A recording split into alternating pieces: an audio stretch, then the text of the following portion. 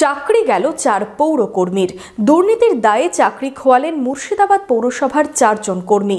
মঙ্গলবার পৌরসভার board of কাউন্সিলের মিটিংয়ে সিদ্ধান্ত নেওয়া হয় অভিযুক্ত 4 জনের বিরুদ্ধে। বহরমপুর শহরেই four star deluxe premium hotel with luxury and comfort golden retreat. এখানেই জেলার একমাত্র ডিস্কোথেক, আছে রেস্টুরেন্ট, লাউঞ্জ বার, অত্যাধুনিক gym, spa, swimming pool, club মেম্বারশিপের সুযোগ। বহরমপুর শিল্প তালুকে গোল্ডেন রিট্রিট।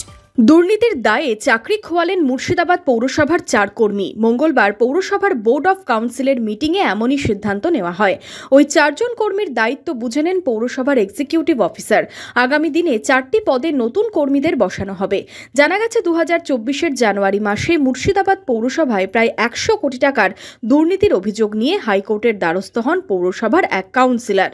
2012 থেকে 2022 সালের মধ্যে এই দুর্নীতির অভিযোগ ওঠে। হাইকোর্টের নির্দেশে ডাইরেক্টর অফ লোকাল বডিজ তদন্ত শুরু করে। সেই তদন্তে উঠে আসে পৌরসভার 4 কর্মীর নাম। 4 জনকেই শোকজ করা হয়। ডিএলবি পৌরসভাকে নির্দেশ দেয় 4 জনের বিরুদ্ধে পদক্ষেপ গ্রহণের জন্য। মঙ্গলবার পৌরসভার বোর্ড অফ কাউন্সিলের মিটিংয়ে সিদ্ধান্ত নেওয়া হয় অভিযুক্ত 4 জনের বিরুদ্ধে। এদিন পৌরসভার চেয়ারম্যান জানান 4 জনের বিরুদ্ধে ব্যবস্থা নেওয়া হলো। প্রসেনজিৎ মণ্ডল আমাদের যে কাউন্সিলর, সে একটি মামলা করেছিল। সেই মামলার ভিত্তিতে ডিএলবি তদন্ত করে এবং আমাদের ডিএম তদন্ত করে। সেই তদন্তের সাপেক্ষে ডিএলবি কিছু নির্দেশ দেয় যে সরকারি অর্থ যেটা তছরূপ করেছে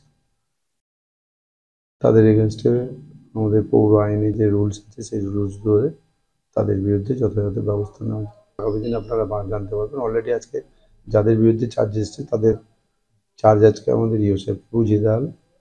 আগামী দিন যাকে যে অধ্যায়ে দেওয়া এনারা কী হবে, সরকারি রুলসে সাসপেন্ড হবে, পরবর্তীকালে কোর্ট যেটা অর্ডার দিবে সেটা হবে।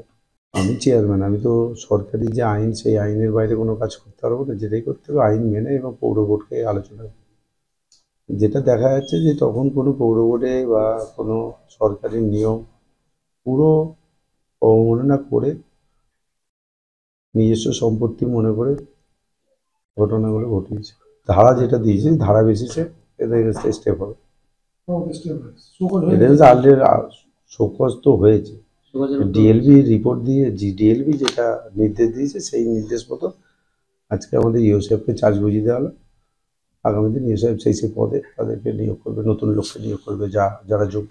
শোকজের এগেনস্টে ডিএলবির নির্দেশ মতো তাদেরকে আজকে ডিসচার্জ করে টোটাল তাদের চার্জটা ইউসেফকে দিয়ে দেওয়া হবে এবং ইউসেফ আগামী দিন মিটিং ডেকে যে যোগ্য তাকে চার্জ বুঝিয়ে দেবে।